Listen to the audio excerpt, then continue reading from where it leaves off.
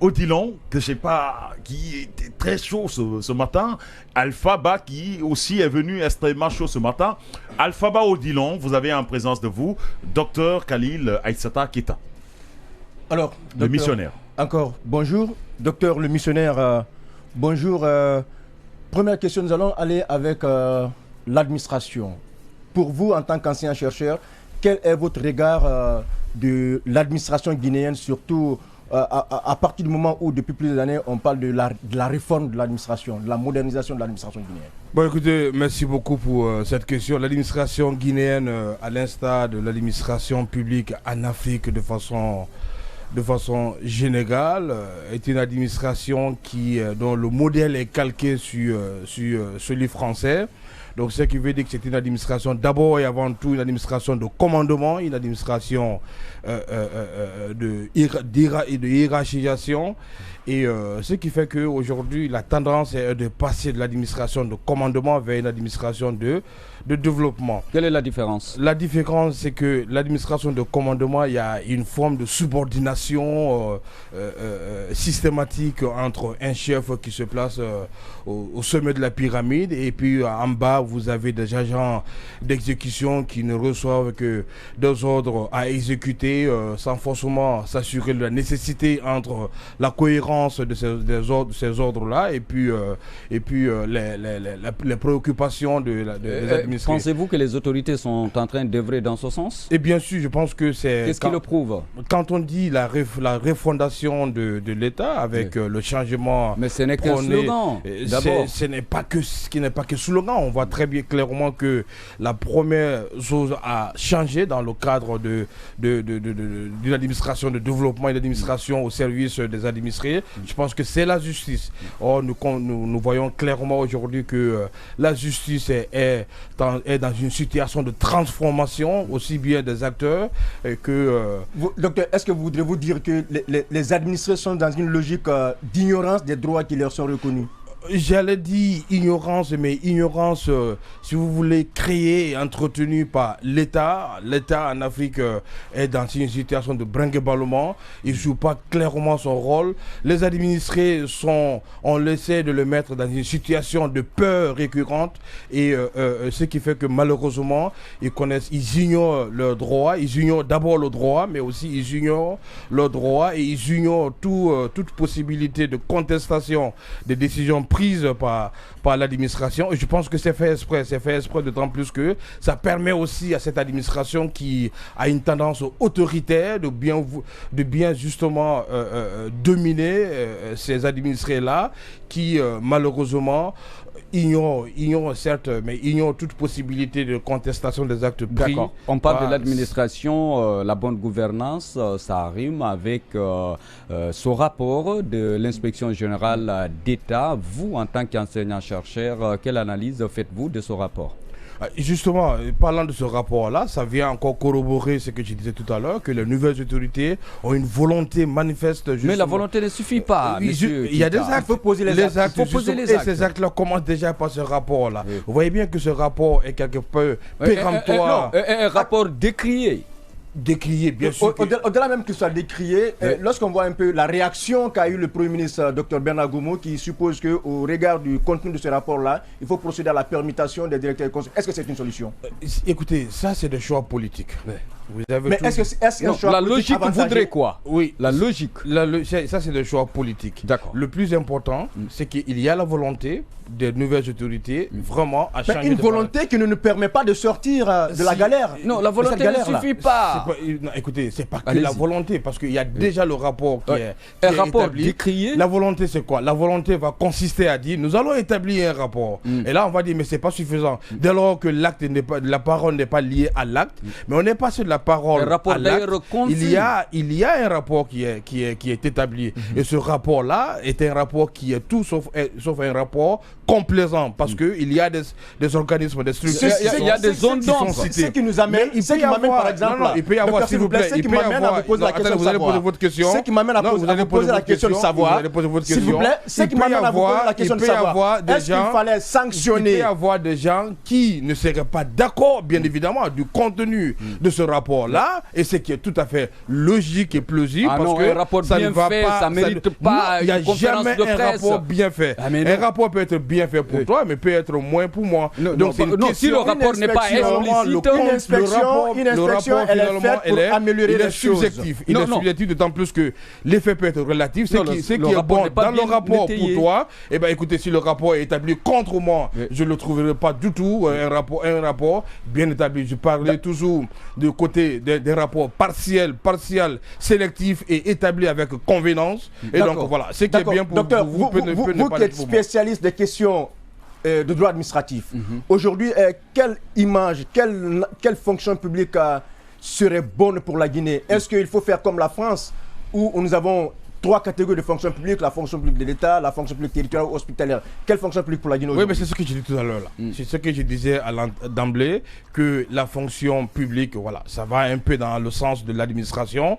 La fonction publique imaginée par les États africains au sorti des indépendances dans les années 60, ont fait preuve de ce qu'on appelle une paresse intellectuelle. On a continué l'ordre établi, donc le modèle français. Bien sûr, ce modèle français que vous décrivez avec brio, la triptyque fonction publique française, fonction publique étatique, fonction publique territoriale et fonction publique hospitalière, est aujourd'hui un modèle limité, parce que la tendance en France est de passer de la fonction publique, de ce type de fonction publique, à une administration de management. Pour la Guinée. Donc ce qu'il faut, puisque prendre l'exemple sur la France, c'est pour ça que je me faisais le devoir de revenir sur ce modèle français là. Alors ce qu'il faut pour la Guinée, ce n'est pas forcément s'inscrire dans un modèle importé, un modèle français ou un modèle suisse ou un modèle que sais-je encore. Ce que je reproposais pour la Guinée, justement, c'est de voir réellement ce qui correspond à nos réalités, bien sûr avec des emprunts divers.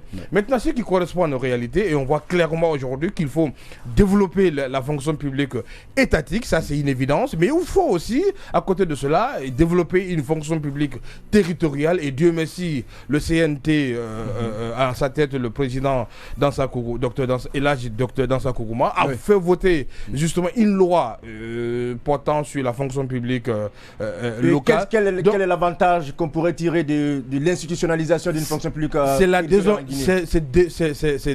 Si vous voulez désengorger cette masse d'agents étatiques là, c'est-à-dire que ceux qui sont au niveau territorial, au fin fond de la Guinée, qui puissent avoir un statut autre que celui appliqué à l'ensemble des fonctionnaires guinéens. Et cela va donner une forme, si vous voulez, de rapprochement entre tout à l'heure, l'aspect territorial. Avec la notion de fonction publique, vous, en tant qu'ancien chercheur, est-ce que vous êtes partant d'une fonction publique de carrière ou de métier? Je suis partant d'une fonction publique de métier, pas de carrière. Pourquoi? Parce que non seulement il y a 2 contraintes. La première contrainte, c'est qu'elle va engouffrer l'État dans une forme de contrainte financière. Parce que si l'État recrute des agents à des milliers, et l'État est dans l'obligation justement d'assurer leur entretien durant toute leur vie.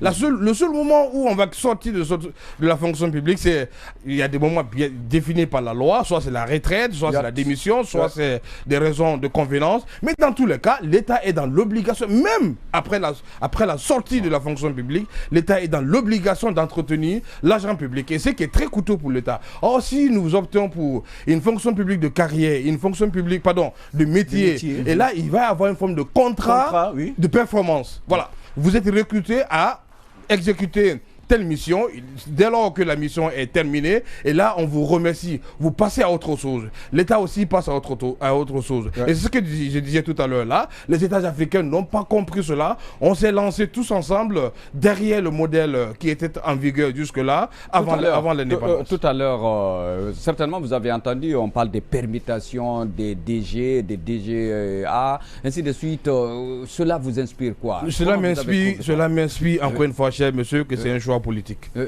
C'est un choix politique. Oui, mais en tant qu'enseignant-chercheur, en tant qu'administrateur, éclairez-nous. Éclairez-nous. Non. Est-ce la solution? Non.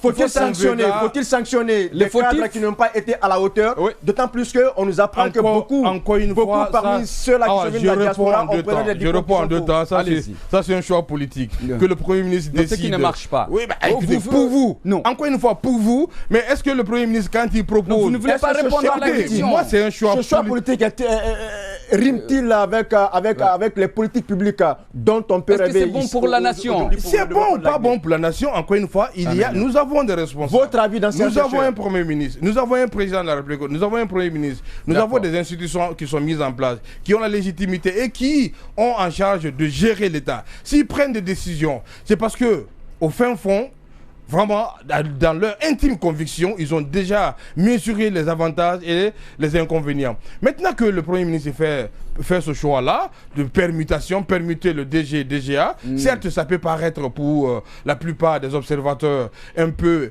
difficile à comprendre, parfois même incongru, mais difficile à comprendre. Ouais, mais ça n'a rien à voir avec le regard d'un ancien chercheur. Voilà, et ça peut paraître incongru à certains égards, mais il faut aller plus loin. Il ne faut pas simplement se limiter à une critique superficielle. Il faut comprendre, monsieur le Premier ministre, pourquoi ce choix-là. Et je crois que c'est inédit que le DGA qui était là et devient le DG et le DG devient le DGA, ça peut créer une forme de rétrogradation, une forme sanction administrative, voilà, une forme de rancune. La Guinée, comme vous êtes juriste en même temps constitutionnaliste, je crois bien, la Guinée vit depuis le 5 septembre sous une transition, on parle de constitution. Selon vous, en tant qu'enseignant-chercheur, quel type de régime politique proposeriez-vous à la Guinée? Aucun.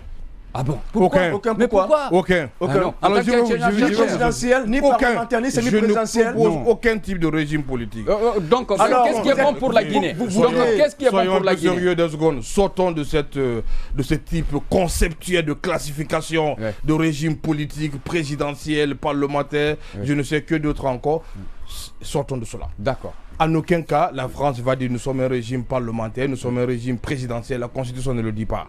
Il faut faire une lecture. Oui, mais cela se lit à travers les rapports que les institutions telles que l'exécutif et le législatif entre eux. Vous répondez à la question. Et cela se lit à travers le rapport. À travers les rapports. Il faut lire les articles 49, 50 de la Constitution française, 19, 20, avec le pouvoir du président, le pouvoir du Premier ministre, l'article 20 et 21. Et ensuite, il faut lire aussi les articles 49, motion de censure, question de confiance et engagement de la responsabilité. Et tout ça réuni. Et tout ça réuni, on va dire que c'est... Non, je vais proposer. Si vous souffrez d'écouter, je vais proposer. Vous posez une question intéressante. Et c'est pourquoi j'ai commencé d'emblée par vous répondre non, rien. Rien du tout. Alors du coup, si on fait ces lectures combinées-là, cette lecture combinée-là entre ces dispositions constitutionnelles françaises, d'un coup, on va dire que c'est un régime parlementaire. Or, dans un régime parlementaire, il n'y a pas de président de la République élu au suffrage universel direct. En France, il y a un président. Pas de bol. Donc, ce n'est pas un régime parlementaire au sens strict du terme. Je quitte la France, je reviens en Guinée. De 58 jusqu'en 2020. En 1958, nous avons notre première constitution. En 82, notre deuxième constitution. En 90, notre troisième constitution. En 2010, notre quatrième constitution, avec une mini-révision en 2001. En 2010, on va avoir une autre constitution. Et en 2020, on va avoir une autre constitution.